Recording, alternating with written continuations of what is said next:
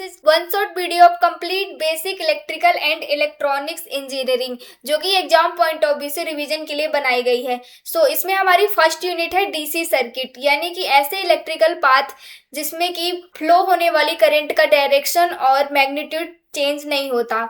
सबसे पहले समझते हैं इसमें सोर्सेस ऐसे एलिमेंट्स या डिवाइसेस होते हैं जो कि सर्किट को इलेक्ट्रिकल एनर्जी सप्लाई करते हैं, जैसे वोल्टेज सोर्स लाइक बैटरी जो होती है वो अपने टर्मिनल्स के अक्रॉस कांस्टेंट वोल्टेज मेंटेन करके रखती है। और ये वोल्टेज सोर्स जो होता है वो टू टाइप्स का हो सकता है।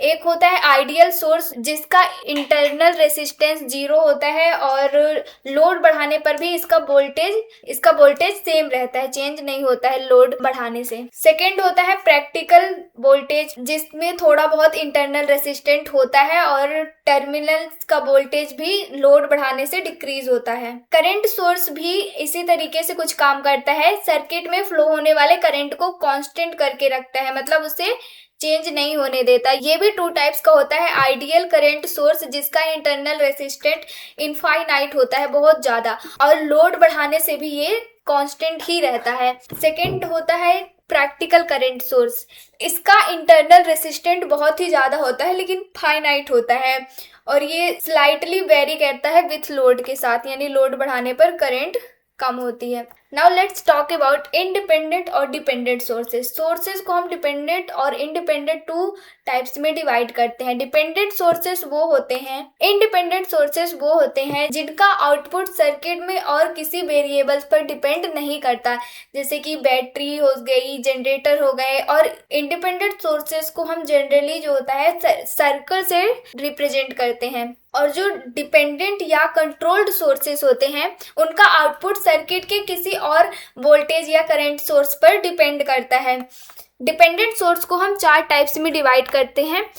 फर्स्ट है वोल्टेज कंट्रोल्ड वोल्टेज सोर्स, मतलब वो वोल्टेज सोर्स जो वोल्टेज के द्वारा कंट्रोल हो रहा है, मतलब वोल्टेज पर डिपेंड कर रहा है। सेकेंड है वोल्टेज कंट्रोल्ड करंट सोर्स, यानी कि करंट सोर्स किस पर डिपेंड है, वोल्टेज पर।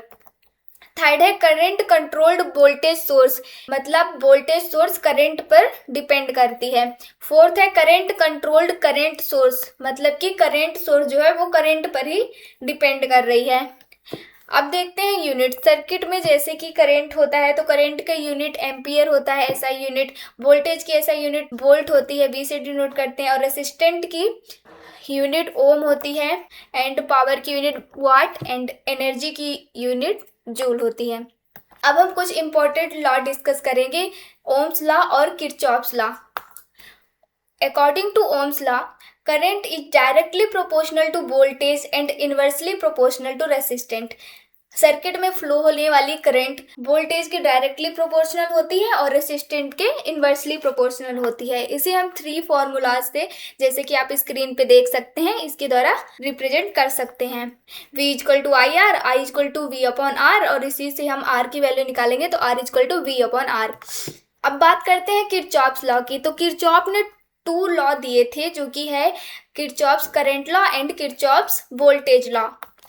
केसीएल लॉ क्या कहता है, सर्किट के किसी भी नोड पर जितना करंट इंटर करेगा उतना ही करंट उससे बाहर भी निकलेगा, यानी कि sum of currents entering is equal to sum of currents leaving, summation of current in is equal to summation of current out.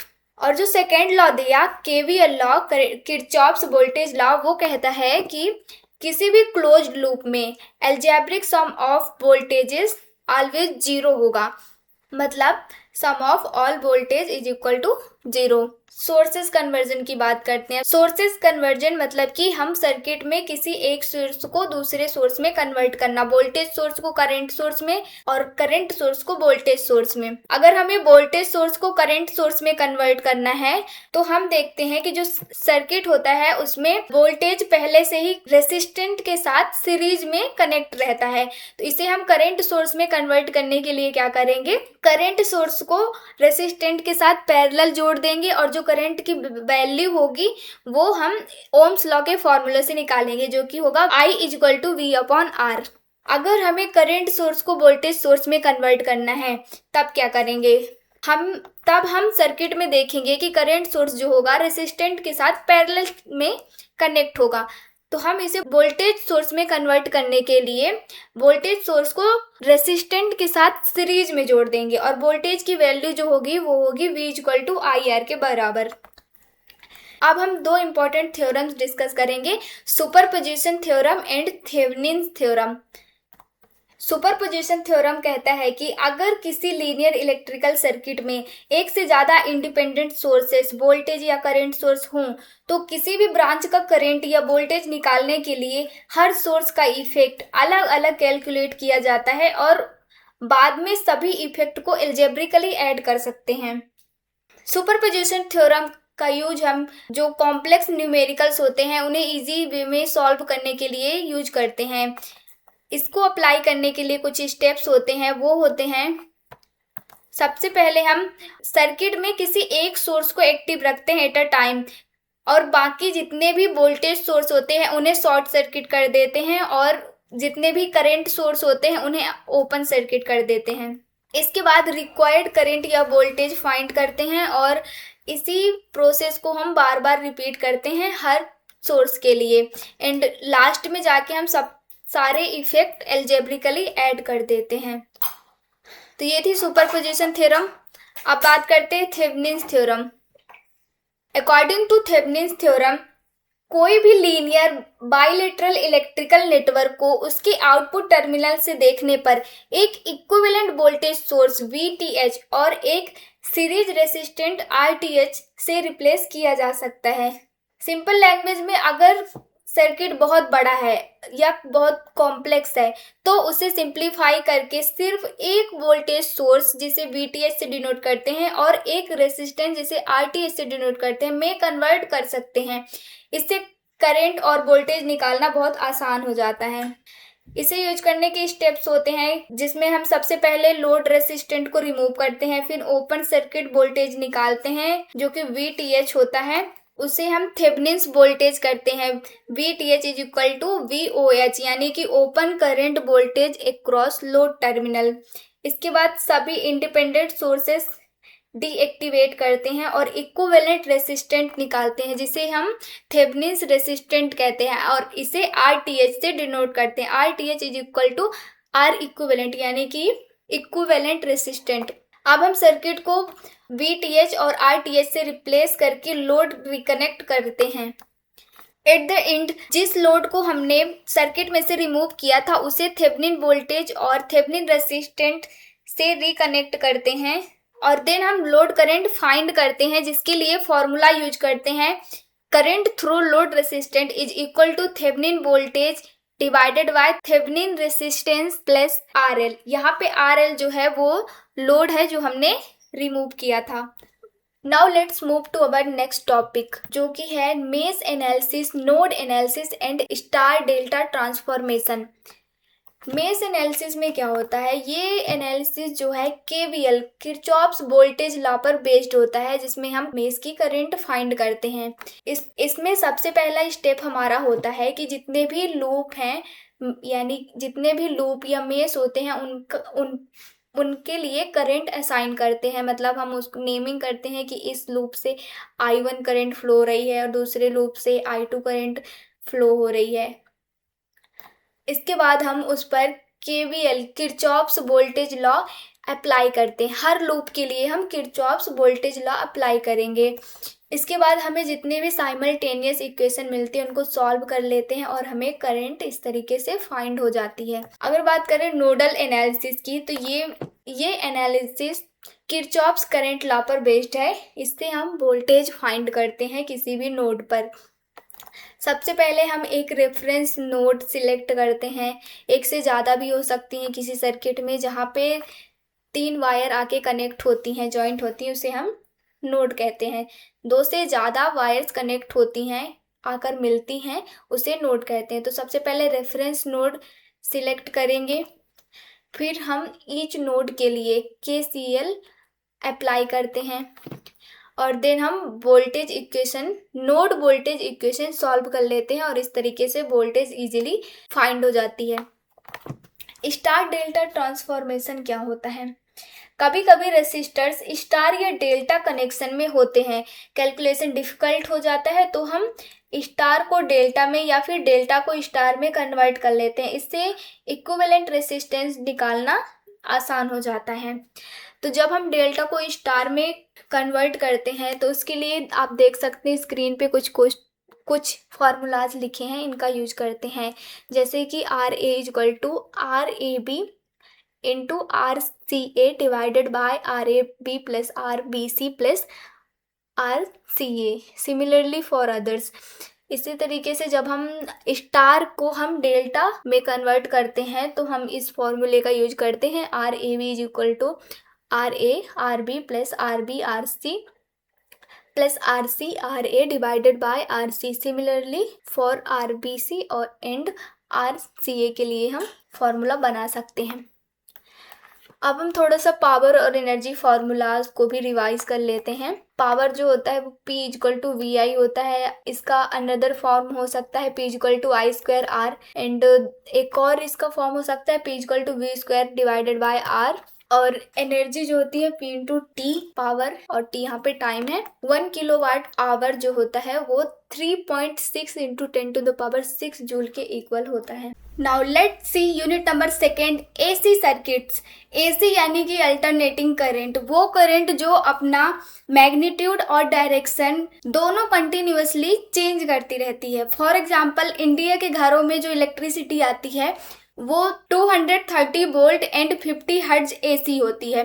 50 hertz का मतलब है कि करंट हर सेकंड में 50 कंप्लीट साइकिल बनाती है। अब जैसे कि हम सभी जानते हैं कि AC को साइन वेव से रिप्रेजेंट करते हैं, तो हम यहाँ पे कुछ AC वोल्टेज के वेव फॉर्म क्वांटिटीज देखेंगे। जैसे इंस्टेंटेनियस वैल्यू। इंस्टेंटेनियस वैल्यू मतलब किसी इंस्टेंट टाइम पर AC वोल्टेज या करंट की क्या वैल्यू होगी।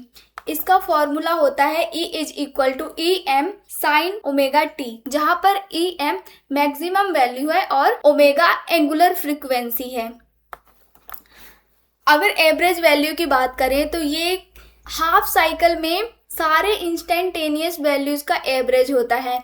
इसका फॉर्मूला है E average is equal to 2EM divided by pi, और इसकी वैल्यू होती है 0.637 इंटू EM। यहाँ पर ये ध्यान देना जरूरी है कि average value only half cycle के लिए होती है।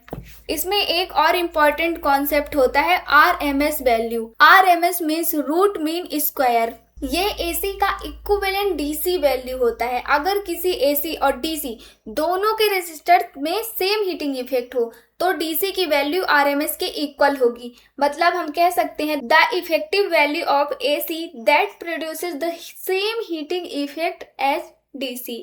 इसका भी फॉर्मूला होता है, वो है ERMS is equal to EM divided by root 2, या इसे हम लिख सकते हैं 0.707 इंटू EM। RMS वैल्यू को हम इक्विवेलेंट DC हीटिंग इफेक्ट से रिलेट करके याद कर सकते हैं। अब देखते हैं फॉर्म फैक्टर क्या होता है। तो ये बेसिकली रेशियो होता है RMS वैल्यू और एवरेज वैल्यू का।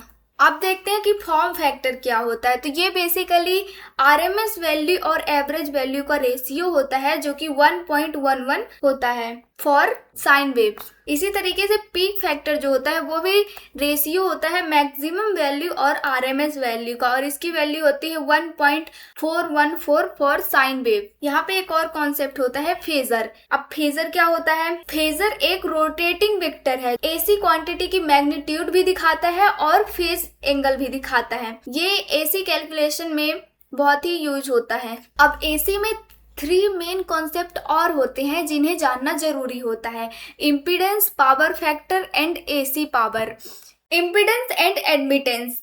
हमने देखा कि DC के केस में क्या होता था, रेसिस्टेंस जो होता था करंट को अपोज करता था, लेकिन इन केस ऑफ AC रेसिस्टेंस के साथ साथ यहाँ पर इंडक्टर और कैपेसिटर भी करंट को अपोज करता है। इन तीनों का जो टोटल अपोजिशन होता है उसे हम एडमिटेंस कहते हैं, उसे हम इम्पीडेंस कहते हैं, अपोजिशन टू AC करंट, और इसकी यूनिट होती है ओम। इसका एक फॉर्मूला होता है Z is equal to R plus JX। यहाँ पर R रेसिस्टेंस है और X जो है रिएक्टेंस है। इसी तरीके से जैसे इन केस ऑफ डीसी रेसिस्टेंस का अपोजिट कंडक्टेंस होता था, यहाँ पर होता है एडमिटेंस, यानी कि इम्पिडेंस का अपोजिट जो होगा वो एडमिटेंस होगा। इसे हम वाई से डिनोट करते हैं और इसकी भी यूनिट जो है वो साइमेंस होती है, और फॉर्मूला के द्वारा हम ऐसे लिख सकते हैं y इक्वल टू 1/z। अब जो पावर फैक्टर होता है वो बेसिकली एक फॉर्मूला होता है, PF is equal to cos phi, और यहाँ पर जो फाई है वो फेज एंगल है बिटवीन वोल्टेज एंड करंट। जब पावर फैक्टर हाई होगा तो हमें लेस करंट मिलेगी, इससे क्या होंगे, लॉसेस भी कम होंगे और बेटर इफिशियंसी मिलेगी, और जो इलेक्ट्रिसिटी बिल है वो भी कम आएगा।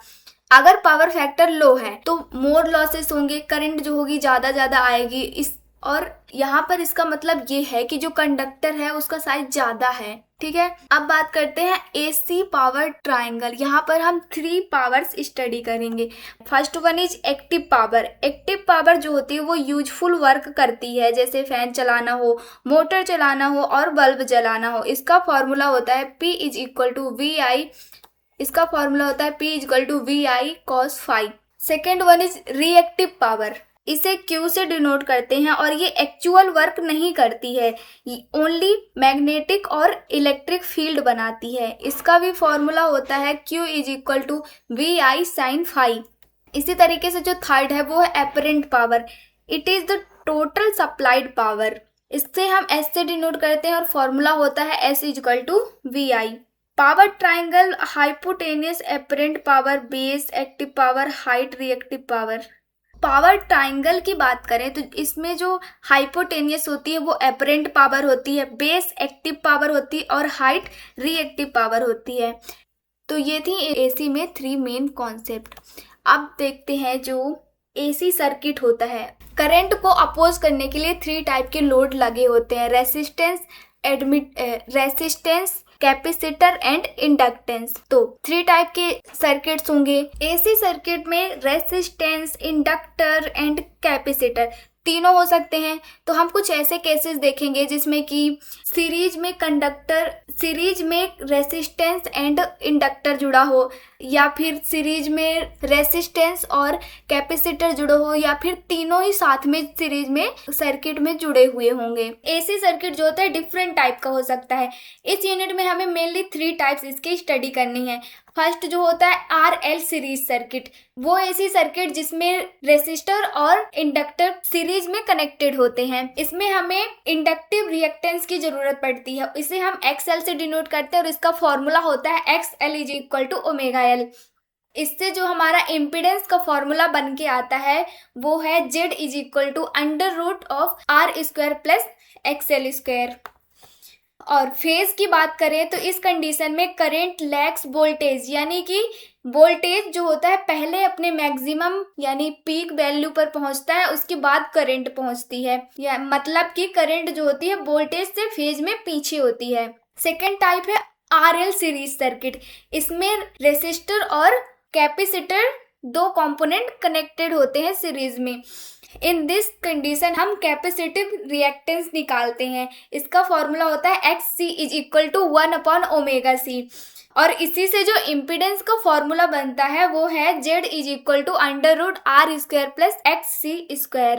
इस केस में हम फेज की बात करें तो करंट जो होता है वोल्टेज से फेज में आगे होता है। करंट लीड्स वोल्टेज, मतलब करंट पहले अपने पीक वैल्यू पर पहुंचता है। थर्ड मोस्ट इंपॉर्टेंट टाइप है RLC series circuit. In this type resistor, inductor और कैपेसिटर तीनों ही सीरीज में कनेक्टेड होते हैं, और इम्पीडेंस का फॉर्मूला बनता है Z is equal to √R² plus XL minus XC का होल स्क्वायर। यहाँ पर हमें एक स्पेशल कंडीशन देखने को मिलती है रिजोनेंस की। ये वो कंडीशन है जब inductive reactance XL capacitive reactance XC के बराबर हो जाता है, इसीलिए पावर फैक्टर का वैल्यू भी 1 हो जाता है, और एट रेजोनेंस इम्पीडेंस रेजिस्टर के बराबर होता है, मतलब कि ये प्योरली रेजिस्टिव सर्किट की तरह वर्क करने लगता है। Let's move to our next topic, 3 phase AC circuit. 3 phase AC circuit ऐसा इलेक्ट्रिकल सिस्टम जिसमें हमें 3 AC वोल्टेज दिए होते हैं सेम मैग्नीट्यूड और सेम फ्रीक्वेंसी की, बट ये एक दूसरे से 120 डिग्री फेज डिफरेंस से सेपरेट होते हैं। अब हमारे मन में एक क्वेश्चन आएगा, वाई 3 फेज? हम सिंगल फेज का भी तो यूज करते हैं, बट अगर हम 3 फेज का यूज करेंगे तो हमें कांस्टेंट पावर मिलेगी। सिंगल फेज में क्या होता है, पावर कंटिन्यूअसली इंक्रीज और डिक्रीज होती रहती है, बट 3 फेज का यूज करने से हमें हायर इफिशियंसी मिलती है और लेस एनर्जी लॉस होती है, लेस कंडक्टर वायर्स रिक्वायर्ड होते हैं, और ये सेल्फ स्टार्टिंग मोटर्स के लिए बहुत ही इम्पॉर्टेंट होता है। मोटर जो होती हैं खुद ही स्टार्ट हो जाती हैं और स्मूथ ऑपरेशन प्रोवाइड करता है। अब जो एसी फेजेस होती हैं वो बेसिकली हमारे पास 3 फेज होते हैं, रेड, येलो और ब्लू, जिन्हें हम दो तरह से 2 मेथड्स का यूज करके कनेक्ट कर सकते हैं। First one is star connection. इसमें 3 बाइंडिंग का एक एंड एक कॉमन पॉइंट पर कनेक्ट होता है। उस कॉमन पॉइंट को हम न्यूट्रल पॉइंट कहते हैं। इसका शेप स्टार जैसा दिखता है, इसलिए इसे स्टार कनेक्शन कहते हैं। इसमें 2 फॉर्मूलाज आपको पता होनी चाहिए। पहला जो है वो line voltage is equal to √3 into phase voltage, और जो लाइन करंट होती है वो फेज करंट के बराबर होती है। इसमें फेज सीक्वेंस बेसिकली जो मोटर्स में यूज होता है वो रेड, उसके बाद येलो एंड उसके बाद ब्लू। मतलब यहाँ पे रेड फेज जो है पहले अपने पीक वैल्यू पर पहुंचेगा, उसके बाद येलो फेज एंड उसके बाद ब्लू फेज। ये बेसिकली मोटर के रोटेशन डायरेक्शन को बताता है। सेकेंड मेथड होता है डेल्टा कनेक्शन। इसमें कोई न्यूट्रल पॉइंट नहीं होता, 3 windings end to end connect होती हैं। इसका शेप ट्राइंगल की तरह बनता है, इसीलिए हम इसे डेल्टा कनेक्शन कहते हैं। इसमें लाइन वोल्टेज फेज वोल्टेज के बराबर होता है और line current √3 into current phase के बराबर होती है। इसमें बैलेंस्ड होता है, impedance of red phase is equal to impedance of yellow phase is equal to impedance of blue phase. अब अगर हमें 3 फेज एसी पावर को मैनेज करना है तो उसके लिए हम वाट मीटर का यूज करते हैं। 1 वाट मीटर मेथड का यूज हम ओनली बैलेंस्ड लोड को मेजर करने के लिए करते हैं, और 2 वाट मीटर मेथड का यूज हम 3 फेज वायर के लिए करते हैं। जो टोटल पावर होती है वो वाट 1 प्लस वाट 2 होती है। एक्टिव पावर का फॉर्मूला होता है √3 into line voltage into line current into cos phi, यानी कि पावर फैक्टर। में ये चीज आप याद रखना, बैलेंस्ड लोड जो होता है उसमें ऑल फेजेस इम्पीडेंस इक्वल होता है, अनबैलेंस्ड लोड में फेजेस इम्पीडेंस अनइक्वल होता है, और जो फेज सीक्वेंस यूज होता है वो red then yellow and then blue. तो ये थी हमारी second unit. Let's move to our third unit, जिसमें हम मैग्नेटिक सर्किट्स और सिंगल फेज ट्रांसफार्मर के बारे में स्टडी करेंगे। इसमें मैग्नेटिज्म और ट्रांसफार्मर का पूरा बेसिक है। सबसे पहले हम कुछ बेसिक डेफिनेशन स्टडी करते हैं, जैसे कि मैग्नेटिक फ्लक्स। ये टोटल मैग्नेटिक फील्ड लाइंस होती हैं जो कि सरफेस से पास होती हैं। अगर किसी मैग्नेटिक फील्ड में कोई सरफेस कोई ऑब्जेक्ट रखा हुआ है तो उससे टोटल कितनी मैग्नेटिक फील्ड लाइंस पास होती हैं उसे मैग्नेटिक फ्लक्स कहते हैं। इसे फाई से डिनोट करते हैं और इसकी यूनिट होती है वेबर। फ्लक्स डेंसिटी इसे V से डिनोट करते हैं और ये magnetic flux per unit area होता है। इसकी यूनिट टेस्ला होती है। मैग्नेटाइजिंग फोर्स ये वो फोर्स होता है जो किसी कॉइल में करंट फ्लो होने पर मैग्नेटिक फ्लक्स प्रोड्यूस करने की कोशिश करता है। इसे H से डिनोट करते हैं और H is equal to NI divided by L। यहाँ पर L जो है length of the magnetic path है। इसकी unit ampere turns per metre होती है। परमेबिलिटी ये क्या चीज है? परमेबिलिटी ये एक एबिलिटी होती है मटेरियल की टू कैरी और अलाउ मैग्नेटिक फ्लक्स। इसे म्यू से डिनोट करते हैं। Mu is equal to B upon H। B flux density है और H मैग्नेटाइजिंग फोर्स है। इसकी यूनिट है हेनरी पर मीटर। नेक्स्ट है रिलक्टेंस। ये क्या चीज होती है? तो रिलक्टेंस जैसे कि करंट का अपोजिशन रिएक्टेंस होता है, वैसे यहाँ पर मैग्नेटिक फ्लक्स का अपोजिशन जो है वो रिलक्टेंस होता है। Reluctance is equal to L upon mu A। A जो है वो क्रॉस एरिया सेक्शन है, क्रॉस सेक्शन एरिया है, एंड इसकी unit ampere tesla per weber होती है। MMF इसका फुल फॉर्म होता है मैग्नेटोमोटिव फोर्स। जैसे करंट प्रोड्यूस करने के लिए इलेक्ट्रोमोटिव फोर्स होता है ईएमएफ, उसी तरह यहाँ पर मैग्नेटिक फ्लक्स प्रोड्यूस करने के लिए जो फोर्स होता है वो मैग्नेटोमोटिव फोर्स होता है। मैग्नेटोमोटिव फोर्स एन आई के इक्वल होता है और इसकी यूनिट होती है एम्पियर टन्स। अब हम बीएच कर्व और फेरोमैग्नेटिक प्रॉपर्टीज को समझते हैं। फेरोमैग्नेटिक मटेरियल वो मटेरियल होते हैं जो मैग्नेटिक फील्ड के रिस्पॉन्स में स्ट्रांगली मैग्नेटाइज होते हैं। आयरन, निकल और कोबाल्ट इसके कॉमन एग्जाम्पल हैं। अब बीएच कर्व को समझो। इसमें हॉरिजॉन्टल एक्सिस पर मैग्नेटाइजिंग फोर्स H होता है और वर्टिकल एक्सिस पर मैग्नेटाइजिंग फ्लक्स डेंसिटी B होता है। जब हम मटेरियल को मैग्नेटाइज करते हैं तब स्टार्टिंग में तो B रैपिडली इंक्रीज होता है एंड एक पॉइंट के बाद B ऑलमोस्ट कांस्टेंट हो जाता है। इसको सैचुरेशन पॉइंट भी कहते हैं। मतलब H बढ़ाने पर भी B में बहुत कम इंक्रीज होता है। अब अगर मैग्नेटाइजिंग फोर्स हटा दें तब भी मटेरियल में कुछ मैग्नेटिज्म बच जाता है। इस रिमेनिंग मैग्नेटिज्म को रिटेंटिविटी कहते हैं। अब इस रेसिडुअल मैग्नेटिज्म को कम्प्लीटली रिमूव करने के लिए अपोजिट डायरेक्शन में जो रिवर्स मैग्नेटाइजिंग फोर्स चाहिए उसे कोर्सिविटी कहते हैं। जब मटेरियल को रैपिडली मैग्नेटाइज और डीमैग्नेटाइज करते हैं तो बीएच कर्व एक हिस्टेरिसिस लूप बनाता है। इस लूप के अंदर का एरिया एनर्जी लॉस पर मैग्नेटाइजेशन साइकिल यानी हिस्टेरिसिस लॉस को रिप्रेजेंट करता है। शॉर्ट में ऐसे याद रखो कि रिटेंटिविटी मीन्स मैग्नेटिज्म रिटेन करने की एबिलिटी, कोर्सिविटी मीन्स मैग्नेटिज्म रिमूव करने के लिए required reverse force and loop area मतलब कि हिस्टेरिसिस लूप।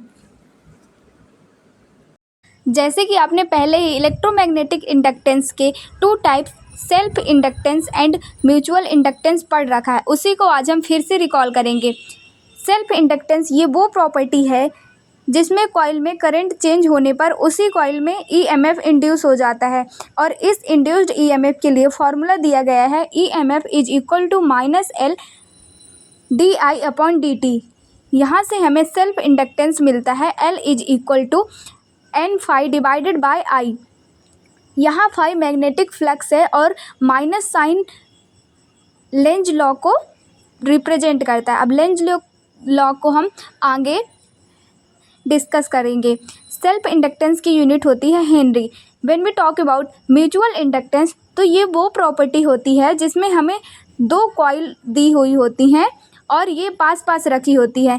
पहली कॉइल में फ्लो होने वाला करंट चेंज होने से उसका मैग्नेटिक फील्ड भी चेंज होता है जो कि दूसरी कॉइल को कट करता है। इससे दूसरी कॉइल में ईएमएफ इंड्यूस हो जाता है। मतलब एक कॉइल में करंट फ्लो होने वाला करंट चेंज होने से दूसरी कॉइल में ईएमएफ इंड्यूस होता है। यहाँ पे induced EMF is equal to -Mdi/dt होता है और इसकी भी यूनिट हेनरी होती है। कभी कभी दो इंडक्टर्स सीरीज़ में कनेक्ट होते हैं और इनका कनेक्शन जो है दो टाइप्स का हो सकता है। एडिंग कनेक्शन जिसमें दोनों कॉइल का मैग्नेटिक फील्ड एक दूसरे की हेल्प करता है। इससे मैग्नेटिक फ्लक्स बढ़ने से इक्विवेलेंट इंडक्टेंस भी बढ़ता है। इसका फॉर्मूला होता है L equivalent is equal to L1 + L2 + 2M। Opposing connection के केस में दोनों कॉइल का मैग्नेटिक फील्ड एक दूसरे के अपोजिट डायरेक्शन में होता है। इससे मैग्नेटिक फ्लक्स कम हो जाता है और इक्विवेलेंट इंडक्टेंस भी घट जाता है। यहाँ पर equivalent inductance L1 + L2 - 2M होता है। Now energy stored in a inductor, इसके लिए फॉर्मूला है W is equal to 1/2 Li²। इससे साफ पता चलता है कि करंट अगर डबल करेंगे तो एनर्जी 4 टाइम्स हो जाएगी। एनर्जी करंट के क्योंकि एनर्जी करंट के स्क्वायर के प्रोपोर्शनल है।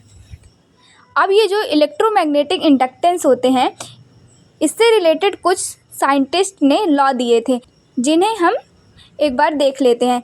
जैसे कि माइकल फेराडे ने दिया था फेराडेज लॉ। इन्होंने बेसिकली 2 लॉ दिए थे।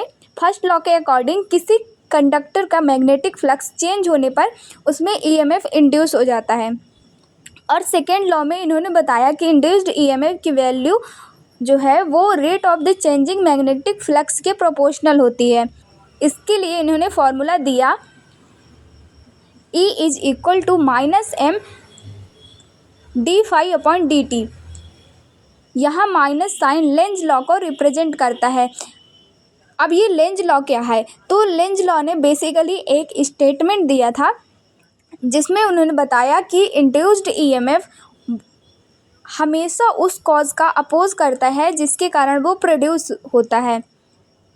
इसमें होता क्या है कि जब हम मैग्नेट को कॉइल के पास लाते हैं तो कॉइल में करंट फ्लो होने लगता है। करंट फ्लो होने की वजह से वो खुद का मैग्नेटिक फील्ड बना लेती है और वो मैग्नेटिक फील्ड इस तरीके से बनता है कि मैग्नेट को दूर भेज सके। अगर हम मैग्नेट को दूर ले जाएंगे तो वो करंट अपना मैग्नेटिक फील्ड इस तरीके से बनाएगी कि मैग्नेटिक फील्ड मैग्नेट को अपनी ओर खींचने की कोशिश करेगा। अब इसमें जो करंट की डायरेक्शन है उसे पता करने के लिए फ्लेमिंग राइट हैंड का यूज़ करते हैं। इसके अकॉर्डिंग थंब जो है वो मैग्नेट के मोशन को रिप्रेजेंट करता है और फर्स्ट फिंगर मैग्नेटिक फ्लक्स को रिप्रेजेंट करती है एंड मिडिल फिंगर जो है वो इंड्यूस्ड ईएमएफ को रिप्रेजेंट करती है। अब हम उल्टा केस देखते हैं, फोर्स ऑन कंडक्टर। इसमें क्या होता है, जब किसी करंट कैरिंग कंडक्टर को मैग्नेटिक फील्ड के अंदर रखा जाता है तो उस पर एक मैकेनिकल फोर्स लगता है। इसी प्रिंसिपल पर इलेक्ट्रिकल मोटर्स वर्क करते हैं। फार्मूला के लिए इसके लिए एक फार्मूला दिया गया है, F is equal to BIL sine theta और फोर्स की यूनिट होती है न्यूटन, जहाँ B मैग्नेटिक फ्लक्स डेंसिटी है और L जो है कंडक्टर की लेंथ है और थीटा कंडक्टर और मैग्नेटिक फील्ड के बीच एंगल है। अब इस फोर्स की डायरेक्शन जानने के लिए फ्लेमिंग्स लेफ्ट हैंड रूल का यूज किया जाता है। According to this law thumb force को रिप्रेजेंट करता है और फर्स्ट फिंगर मैग्नेटिक फील्ड को एंड मिडिल फिंगर जो है वो करंट को रिप्रेजेंट करती है। अब देखते हैं एसी एक्साइटेशन क्या होता है। इसका मतलब है कॉइल को एसी सप्लाई देना। अल्टरनेटिंग करंट कंटिन्यूसली चेंज होती रहती है, इससे मैग्नेटिक फ्लक्स भी चेंज होता रहेगा और इसी की वजह से इंड्यूस्ड ईएमएफ जो है वो लगातार इंड्यूस्ड होता रहेगा। अब तक तो ये कॉन्सेप्ट सबको क्लियर हो चुका है कि किसी कंडक्टर में करंट फ्लो हो रहा है अगर तो मैग्नेटिक फील्ड भी जरूर बनेगा। इस मैग्नेटिक फील्ड की स्ट्रेंथ को मैग्नेटाइजिंग फोर्स कहते हैं, जिसे H से डिनोट करते हैं। अब जो मैग्नेटाइजिंग फोर्स होता है वो डिफरेंट शेप के कंडक्टर्स के लिए डिफरेंट हो सकता है। जैसे अगर स्ट्रेट कंडक्टर है तो इसमें magnetic field lines concentric circle के रूप में होगी। इसके लिए मैग्नेटाइजिंग फोर्स का फॉर्मूला है H is equal to I/2πr, where r is the distance from conductor. इसी तरीके से अगर हमारे पास सर्कुलर कॉइल है, इसमें मैग्नेटिक फील्ड सेंटर पर सबसे ज़्यादा होता है। इस कंडीशन में मैग्नेटाइजिंग फोर्स के लिए फॉर्मूला दिया गया है H is equal to Ni/2r। यहाँ n नंबर ऑफ टर्न्स है एंड r जो है वो कॉइल की रेडियस है। इसके बाद हमारे पास थर्ड स्पेशल कंडीशन है जब कंडक्टर सोलेनॉइड हो। सोलेनॉइड ये एक लंबी कॉइल होती है जो एक सर्कुलर कॉइल को बहुत सारे टर्न्स से लपेटकर बनाई जाती है। इसके अंदर मैग्नेटिक फील्ड ऑलमोस्ट यूनिफॉर्म होता है। इसके लिए मैग्नेटाइजिंग फोर्स का फॉर्मूला है H is equal to Ni/L। यहाँ L जो है वो सोलेनॉइड की लेंथ है। लेंथ बढ़ने से मैग्नेटिक फील्ड कम होता जाता है।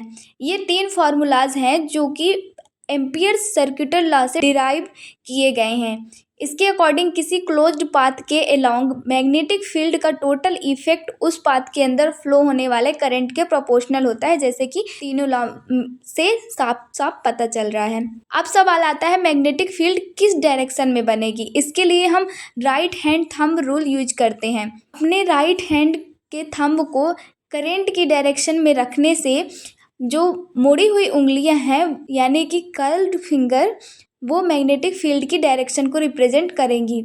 इस यूनिट से मोस्ट इम्पॉर्टेंट क्वेश्चन जो हर बार बनता है, transformer, its construction and working principle. तो ट्रांसफार्मर क्या है?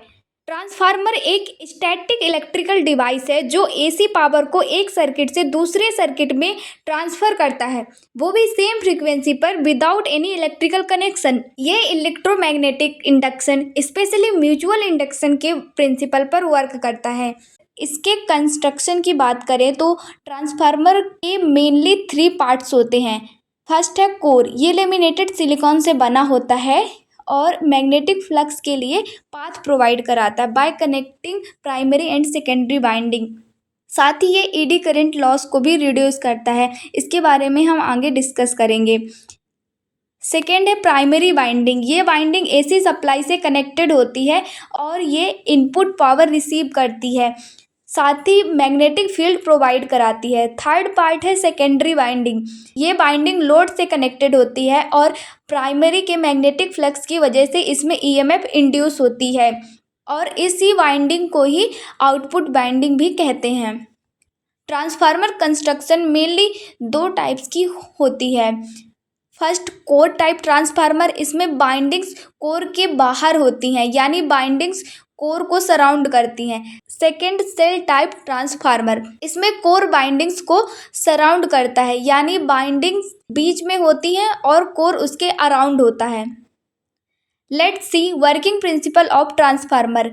As we know transformer mutual induction के प्रिंसिपल पर वर्क करता है। जैसे ही प्राइमरी वाइंडिंग को एसी सप्लाई दी जाती है तो अल्टरनेटिंग करंट की वजह से आयरन कोर में मैग्नेटिक फ्लक्स अल्टरनेटिंग हो जाता है, क्योंकि ये सेकेंडरी वाइंडिंग से लिंक रहता है।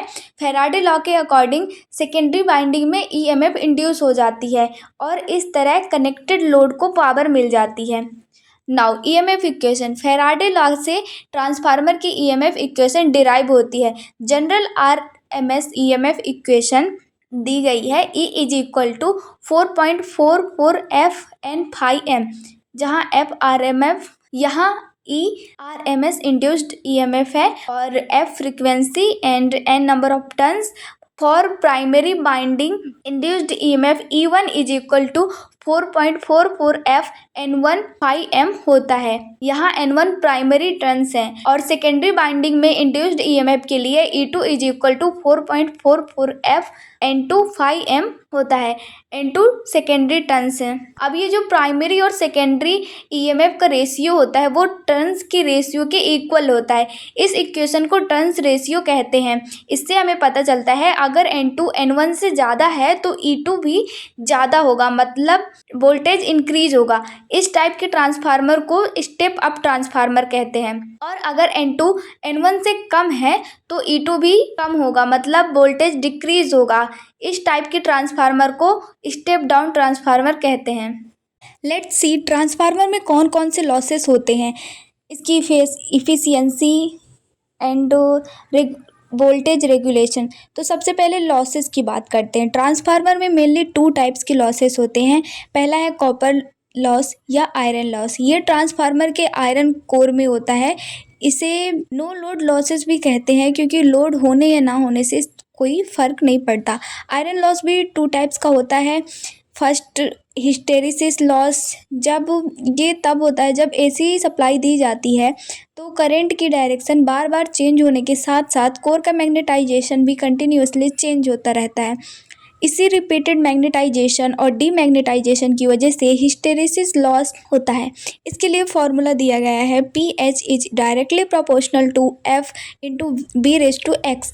यहाँ पर x की वैल्यू 1.6 लिखा हुआ है क्योंकि ये एक स्टाइनमेंट कांस्टेंट है जिसकी वैल्यू सिलिकॉन स्टील के लिए 1.6 होती है। सेकेंड होता है ईडी करंट लॉस, जब मैग्नेटिक फ्लक्स कंटिन्यूसली चेंज होता है तो आयरन कोर के अंदर छोटे छोटे सर्कुलर करंट्स जनरेट हो जाते हैं, इन्हें ईडी करंट भी कहते हैं। ये करंट्स हीट प्रोड्यूस करते हैं, पावर वेस्ट करते हैं, इसी को ईडी करंट लॉस कहते हैं। इसके लिए फॉर्मूला है P is directly proportional to B square into F square. इस लॉस को कम करने के लिए लेमिनेटेड कोर का यूज किया जाता है। बेसिकली होता क्या है, पतले पतले insulated iron seat eddy current को पाथ को तोड़ देते हैं, इससे लॉस कम हो जाता है। सेकेंड बात करते हैं कॉपर लॉस की। ट्रांसफार्मर के प्राइमरी और सेकेंडरी वाइंडिंग कॉपर की बनी होती है। इन कॉपर वायर्स का कुछ रेसिस्टेंस होता है। जब करंट रेसिस्टेंस से पास होता है तो हीट प्रोड्यूस करता है, इससे ही कॉपर लॉस कहते हैं। इसके लिए फॉर्मूला है PCU is equal to I²R। तो ट्रांसफार्मर में होने वाला total loss iron loss plus copper loss के बराबर होता है।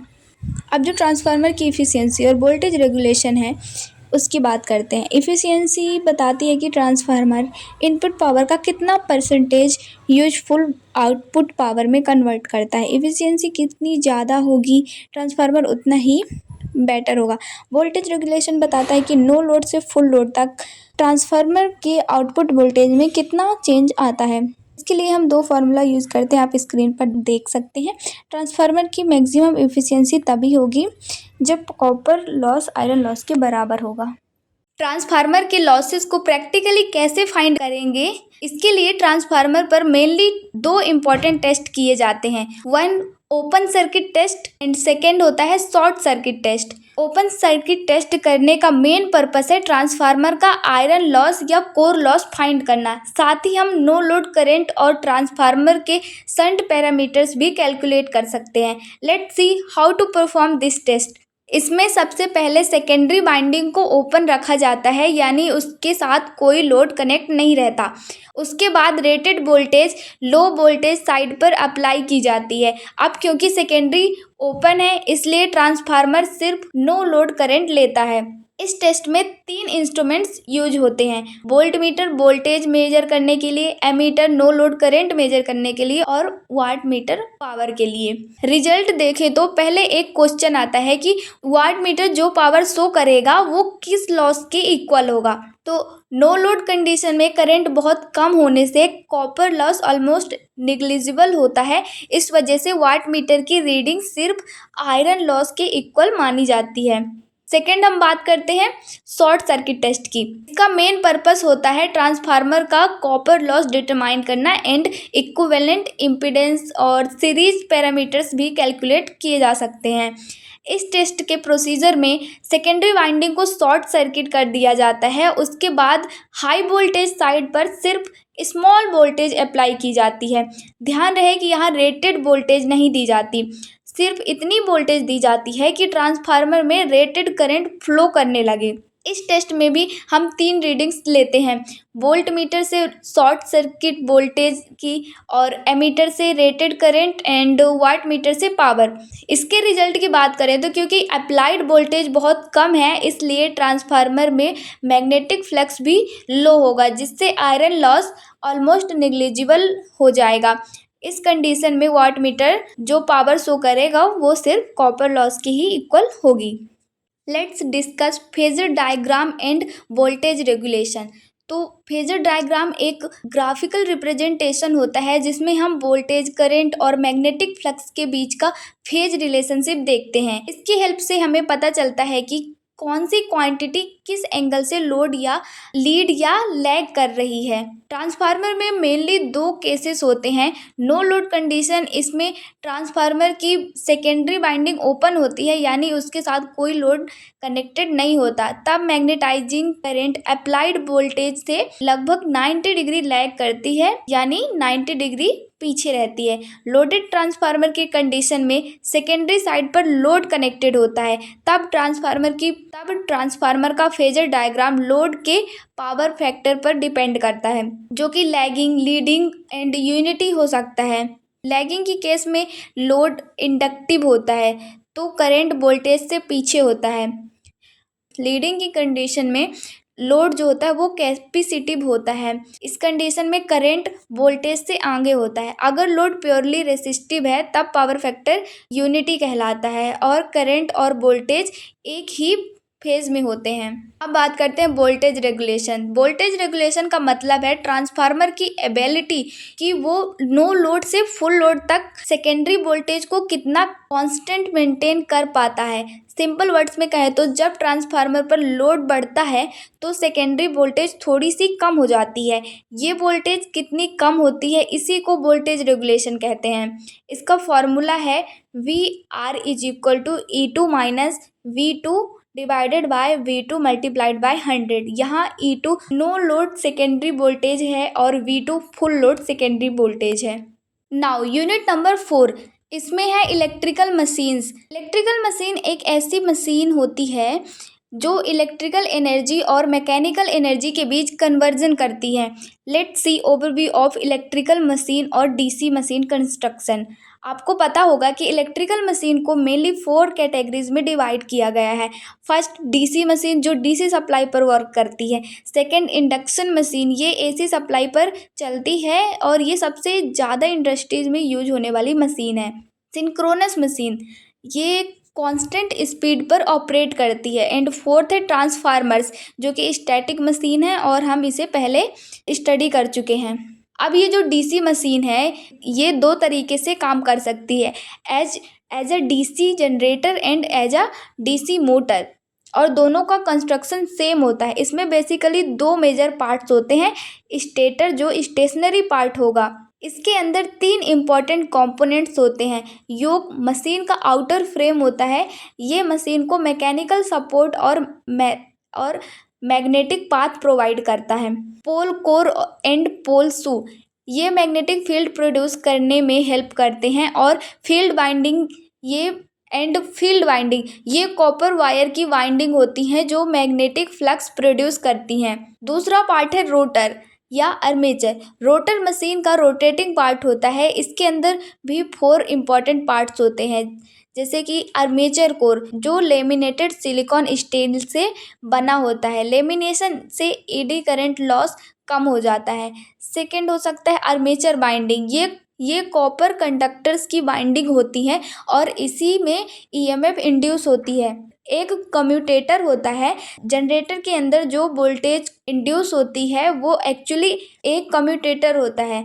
जनरेटर के अंदर जो वोल्टेज इंड्यूस होती है वो एक्चुअली अल्टरनेटिंग यानी एसी होती है। कम्यूटेटर इसे डीसी आउटपुट में कन्वर्ट कर देता है, इसलिए इसका यूज होता है। और फोर्थ होता है कार्बन ब्रशेस जो जनरेटर में करंट कलेक्ट करने का काम करते हैं। डीसी जनरेटर और डीसी मोटर में बस इतना फ़र्क है कि दोनों में एनर्जी कन्वर्जन का डायरेक्शन अलग होता है। डीसी जनरेटर मैकेनिकल एनर्जी को इलेक्ट्रिकल एनर्जी में कन्वर्ट करती है और इसका working principle Faraday's law of electromagnetic induction पर बेस्ड है। मतलब जब कंडक्टर मैग्नेटिक फील्ड को कट करता है तब उसमें ईएमएफ इंड्यूस हो जाता है जिससे इलेक्ट्रिसिटी जनरेट होती है। जनरेटेड ईएमएफ के लिए फॉर्मूला दिया गया है, E G generated EMF is equal to P∅Zn divided by A. P means number of poles and Z जो है वो total number of armature conductors है। N स्पीड ऑफ आर्मेचर है जो कि RPM में दी जाती है and A number of parallel paths है। डीसी मोटर का वर्किंग प्रिंसिपल कहता है कि जब किसी करंट कैरिंग कंडक्टर को मैग्नेटिक फील्ड के अंदर रखा जाता है तो उस कंडक्टर पर एक मैकेनिकल फोर्स एक्ट करता है। इसी फोर्स की वजह से आर्मेचर घूमने से मोटर रोटेट करती है। इसमें इलेक्ट्रिकल एनर्जी का कन्वर्जन मैकेनिकल एनर्जी में होता है। अब मोटर किस डायरेक्शन में घूमेगी इसे पता करने के लिए हम Fleming's left hand rule use करते हैं। Now application of DC machines, तो डीसी जनरेटर का use battery charging, electroplating and laboratory supply में किया जाता है। और डीसी मोटर का use cranes, elevators, electric bicycles and rolling mills में किया जाता है। Let's move to the next topic, induction machine. इसे एसिंक्रोनस मशीन भी कहते हैं। ये इंडस्ट्रीज में most commonly used AC machine है। इसके भी मेनली 2 पार्ट्स होते हैं, stator and rotor. And rotor भी जो है वो 2 टाइप्स का हो सकता है। स्टेटर लेमिनेटेड कोर और 3 फेज बाइंडिंग कंसिस्ट करता है। सबसे कॉमन यूज्ड रोटर जो है वो है स्क्विरल केज रोटर। इसका कंस्ट्रक्शन सिंपल होता है और ये स्क्विरल केज की जैसे दिखता है। दूसरा टाइप है स्लिप रिंग रोटर। इस रोटर में एक्सटर्नल रेसिस्टेंस को रोटर सर्किट के साथ कनेक्ट किया जाता है। एक्सटर्नल रेसिस्टेंस लगाने से स्टार्टिंग टॉर्क बढ़ जाता है और स्टार्टिंग करंट कंट्रोल की जा सकती है। ये इंडक्शन मोटर इलेक्ट्रोमैग्नेटिक इंडक्शन के प्रिंसिपल पर वर्क करती है। जब स्टेटर को 3 फेज एसी सप्लाई दी जाती है तब स्टेटर के अंदर तब स्टेटर के अंदर rotating magnetic field RMF produce होता है। ये rotating magnetic field rotor conductors को कट करता है। इससे फैराडेज लॉ के अकॉर्डिंग रोटर कंडक्टर्स में ईएमएफ इंड्यूस होती है, इसलिए रोटर में करंट फ्लो करने लगता है। इसीलिए यहाँ एक टॉर्क प्रोड्यूस होता है जिसके कारण रोटर रोटेट करने लगता है। अब एक इम्पॉर्टेंट बात, रोटर स्पीड कभी भी आरएमएफ की स्पीड के बराबर नहीं हो सकती। इस आरएमएफ की स्पीड को सिंक्रोनस स्पीड कहते हैं। यहाँ स्लिप एग्जिस्ट होता है। रोटर और सिंक्रोनस स्पीड के बीच के डिफरेंस को स्लिप कहते हैं। जैसा कि हमने अभी देखा, रोटेटिंग मैग्नेटिक फील्ड आरएमएफ को सिंक्रोनस स्पीड कहते हैं। इसे हम ns से डिनोट करते हैं और इसका एक फॉर्मूला होता है ns is equal to 120f divided by p। यहाँ f फ्रीक्वेंसी ऑफ करंट है and p means number of poles. Now what is slip in 3-फेज इंडक्शन मोटर। इससे रिलेटेड अक्सर एग्जाम में न्यूमेरिकल्स आते हैं। As we know, in case of induction motor the rotor never reaches synchronous speed. Synchronous speed को rotor speed के बीच जो डिफरेंस होता है उसे स्लिप कहते हैं। इसका फॉर्मूला है s is equal to ns minus nr divided by ns and slip percentage is equal to slip into 100। Slip के सिग्निफिकेंस की बात करें तो at the starting s is equal to 1 या फिर 100%। इन केस ऑफ इस case में rotor speed 0 होती है and at the full load slip की वैल्यू 2 से 6% तक होती है।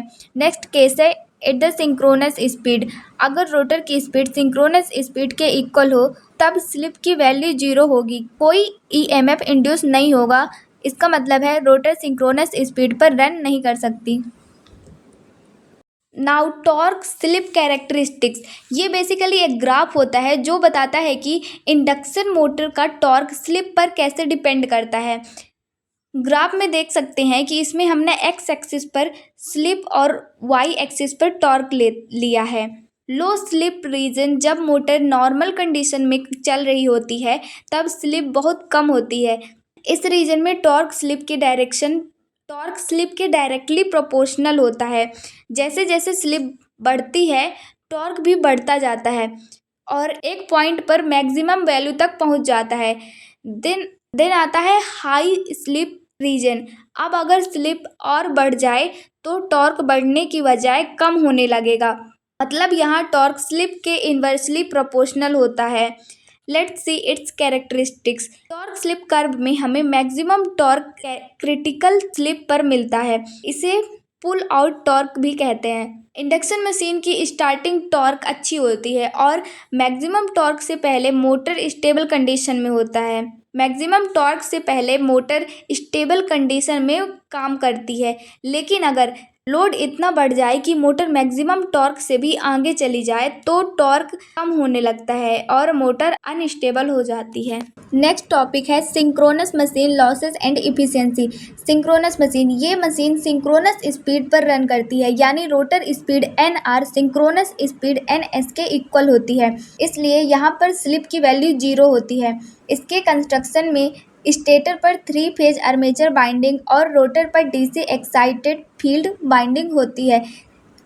यहाँ रोटर को भी एक्साइटेड किया जाता है, शायद इसीलिए इसे डबली एक्साइटिंग भी कहा जाता है, क्योंकि स्टेटर एंड रोटर दोनों पर सप्लाई दी जाती है। इसकी वर्किंग सिंपल है। 3-फेज सप्लाई से रोटेटिंग मैग्नेटिक फील्ड यानी आरएमएफ जनरेट होता है, जिससे रोटर का मैग्नेटिक फील्ड आरएमएफ के साथ लॉक हो जाता है और रोटर सिंक्रोनस स्पीड के साथ रोटेट करने लगता है। इसके मेन एप्लीकेशंस है अल्टरनेटर्स में, पावर जनरेशन के लिए, पावर फैक्टर इम्प्रूवमेंट में और लार्ज इंडस्ट्रियल ड्राइव्स में। अब मशीन में कुछ लॉसेस भी होते हैं, जैसा कि ट्रांसफार्मर के केस में बताया गया था। As we know, copper loss winding के रेसिस्टेंस की वजह से होता है, जिसका फॉर्मूला है I²R। अब आयरन लॉस, इसके 2 पार्ट्स होते हैं, हिस्टेरेसिस लॉस जो रिपीटेड मैग्नेटाइजेशन से होता है और एडी करंट लॉस जिसे लेमिनेशन यूज करके रिड्यूस किया जाता है। नेक्स्ट है मैकेनिकल लॉस, ये मेनली फ्रिक्शन और विंडेज की वजह से होता है। ट्रांसफार्मर के केस में only copper loss and iron loss होता था, लेकिन सिंक्रोनस एंड एसिंक्रोनस मशीन में मैकेनिकल लॉस भी होता है। एंड नेक्स्ट है stay load, loss leakage flux और हार्मोनिक्स की वजह से होता है। Finally total loss is equal to copper plus iron plus mechanical loss, and जो मशीन की इफिशियंसी है उसको फॉर्मूला है output divided by input into 100। अब है unit number 5 basic electronics. Electronics means electrons के फ्लो को कंट्रोल करके या उसे यूज करके यूजफुल डिवाइसेस बनाना लाइक डायोड्स एंड ट्रांजिस्टर्स। सबसे पहले नंबर सिस्टम को डिस्कस करते हैं। नंबर सिस्टम का मतलब है नंबर्स को रिप्रेजेंट करने का मेथड। सबसे कॉमन है डेसिमल, जिसका बेस 10 है और इसमें 0 से लेकर 9 तक डिजिट्स होते हैं, जैसे 125। अब कंप्यूटर में मेनली बाइनरी सिस्टम का यूज होता है। इसका बेस 2 होता है और इसमें ओनली 0 एंड 1 दो ही नंबर होते हैं, फॉर एग्जाम्पल 1010। उसके बाद ऑक्टल, इसका बेस 8 होता है जिसमें 0 से 7 तक डिजिट्स होते हैं। और हेक्साडेसिमल, इसका बेस 16 होता है जिसमें 0 to 9 और A to F डिजिट्स शामिल होते हैं, जैसा कि इस एग्जाम्पल में है। नंबर सिस्टम को एक दूसरे में कन्वर्ट भी किया जा सकता है, जैसे डेसिमल को बाइनरी में कन्वर्ट करने के लिए रिपीटेडली 2 से डिवाइड करते हैं और रिमाइंडर्स को रिवर्स ऑर्डर में लिखते हैं। बाइनरी को डेसिमल में कन्वर्ट करने के लिए हर बिट को 2 के करस्पॉन्डिंग पावर से मल्टीप्लाई करके ऐड करते हैं। नेक्स्ट टॉपिक है De Morgan's theorem and logic gates. De Morgan's theorem Boolean expression को सिंप्लीफाई या कन्वर्ट करने का रूल होता है। इसमें नॉट को ब्रैकेट के अंदर डिस्ट्रीब्यूट करते हैं और एंड और इंटरचेंज हो जाता है। इसको हम इस फॉर्मूले के फॉर्म में शो करा सकते हैं। अब आते हैं लॉजिक गेट्स पर। लॉजिक गेट डिजिटल सर्किट्स के बेसिक बिल्डिंग ब्लॉक्स होते हैं। फर्स्ट है एंड गेट, इसमें आउटपुट एक तभी मिलेगा जब दोनों इनपुट्स एक होंगे। इसका फॉर्मूला है y is equal to a into B. Second है और गेट, इसमें कोई भी एक इनपुट 1 हो तो आउटपुट 1 होगा in the form of formula y is equal to a plus B. Not gate, इसमें नॉट गेट इनपुट को रिवर्स करता है, 0 को 1 और 1 को 0 कर देता है। इन तीनों के कॉम्बिनेशन से नैंड, नॉर एंड एक्सॉर जैसे गेट बनाए जा सकते हैं। वीडियो को पॉज करके इनके फॉर्मूलाज आप नोट कर लो। अब डिजिटल सर्किट्स में अरिथमेटिक ऑपरेशंस के लिए एडर्स यूज होते हैं। हाफ एडर 2 बाइनरी डिजिट्स को ऐड करता है। इसके 2 आउटपुट होते हैं, सम और carry. Sum s is equal to a plus B and carry में c is equal to a into B होता है। और फुल एडर 3 इनपुट्स को ऐड करता है, a, b और प्रीवियस कैरी इन। इसलिए ये मल्टीपल बिट एडिशन में यूज होता है। यहाँ sum s is equal to a plus B plus C in होता है और carry out c out is equal to a b plus b c in plus a c in होता है। अब नेक्स्ट टॉपिक है फ्लिप फ्लॉप। ये एक memory element होता है। ये बेसिकली 1 बिट ऑफ डेटा यानी 0 या 1 स्टोर कर सकता है। इसके 2 टाइप्स होते हैं, RS फ्लिप फ्लॉप, इसमें सेट और रीसेट इनपुट होते हैं, बट इसमें एक इनवैलिड कंडीशन भी होती है जब s is equal to r is equal to 1। Second होता है JK फ्लिप फ्लॉप। ये RS फ्लिप फ्लॉप का इम्प्रूव्ड वर्जन होता है। इसका इम्पॉर्टेंट कैरेक्टरिस्टिक ये है कि जब J is equal to K is equal to 1 होता है तब आउटपुट टॉगल करता है और RS फ्लिप फ्लॉप की इनवैलिड कंडीशन को एलिमिनेट करता है। टॉगल मीन्स ऑन को ऑफ करना और ऑफ को ऑन करना। Let's move to the next topic, semiconductors and PN junction diode. As we know, semiconductor वो मटेरियल होते हैं जिनकी कंडक्टिविटी कंडक्टर्स और इंसुलेटर के बीच होती है। सिलिकॉन और जर्मेनियम इसके कॉमन एग्जाम्पल हैं। अब प्योर सेमीकंडक्टर में इम्प्योरिटीज ऐड करने से 2 टाइप्स के सेमीकंडक्टर्स बनते हैं। अगर पेंटावैलेंट इम्प्योरिटी जैसे फास्फोरस या आर्सेनिक ऐड करें तो N टाइप के सेमीकंडक्टर बनते हैं। इसमें मेजॉरिटी कैरियर्स इलेक्ट्रॉन्स होते हैं। अगर ट्राइवैलेंट इम्प्योरिटीज जैसे बोरान या एल्युमिनियम ऐड करें तो P टाइप सेमीकंडक्टर बनते हैं। इसमें मेजॉरिटी जब P टाइप और N टाइप को ज्वाइन करते हैं तो PN जंक्शन बनता है और इसी प्रिंसिपल पर PN जंक्शन डायोड वर्क करता है। डायोड की 2 मेन बायसिंग कंडीशन होती है। फॉरवर्ड बायस, इसमें P को पॉजिटिव और N को नेगेटिव कनेक्ट करते हैं, करंट फ्लो करता है। एंड जो रिवर्स बायस होता है उसमें P को नेगेटिव और N को पॉजिटिव से कनेक्ट करते हैं। इसमें नेग्लिजिबल करंट फ्लो होती है। डायोड की यूजेस की बात करें तो ये रेक्टिफायर्स, क्लिपर्स और वोल्टेज रेगुलेशन जैसे सर्किट्स में यूज होता है। Now VI characteristics. डायोड में वोल्टेज और करंट का रिलेशनशिप VI कैरेक्टरिस्टिक कहलाता है। फॉरवर्ड बायस में नी वोल्टेज के बाद करंट रैपिडली बढ़ती जाती है। सिलिकॉन डायोड के लिए नी वोल्टेज अप्रॉक्सीमेटली 0.7 वोल्ट होता है, जबकि रिवर्स बायस में सिर्फ very small leakage current flow होती है। Now finally let's see BJT यानी बाइपोलर जंक्शन ट्रांजिस्टर। ये 3 लेयर सेमीकंडक्टर डिवाइस होता है। इसके 2 कॉमन टाइप्स हैं, NPN एंड PNP। इसके 3 टर्मिनल्स होते हैं, इमिटर, बेस और कलेक्टर। अब बाइपोलर जंक्शन ट्रांजिस्टर की वर्किंग ये कहती है कि small base current controls a large collector current, so it works as an amplifier और स्विच। इसका फॉर्मूला है IE = IB + IC। IE मतलब इमीटर से फ्लो होने वाला करंट, IB मीन्स बेस से फ्लो होने वाला current and IC means collector से फ्लो होने वाला करंट। नेक्स्ट है ट्रांजिस्टर कॉन्फ़िगरेशन। फर्स्ट है कॉमन बेस। इसमें इनपुट इमीटर बेस के बीच होता है और आउटपुट कलेक्टर बेस से लिया जाता है। इसकी इनपुट रेजिस्टेंस लो और वोल्टेज गेन हाई होती है। सेकेंड है कॉमन इमीटर। ये सबसे कॉमनली यूज्ड कॉन्फ़िगरेशन होता है। इसमें करंट गेन, वोल्टेज गेन और पावर गेन हाई होती है, इसलिए मेनली एम्पलीफायर्स में इसे ही यूज किया जाता है। थर्ड है कॉमन कलेक्टर। इसमें इनपुट रेजिस्टेंस हाई होती है एंड आउटपुट रेजिस्टेंस लो होती है, इसलिए इसका मेन यूज इम्पीडेंस मैचिंग में होता है। अब BJT के 3 ऑपरेटिंग रीजन्स होते हैं, cut off region, active region और saturation region. Cut off region में ट्रांजिस्टर ऑफ कंडीशन में होता है एंड एक्टिव रीजन में ट्रांजिस्टर एम्पलीफायर की तरह वर्क करता है। एंड लास्ट है सैचुरेशन। इस रीजन में ट्रांजिस्टर फुली ऑन होता है। इसी के साथ ये 1 शॉर्ट वीडियो भी कंप्लीट होती है। इससे रिलेटेड कोई भी क्वेश्चंस या डाउट हो तो कमेंट सेक्शन में आप पूछ सकते हैं। Thank you.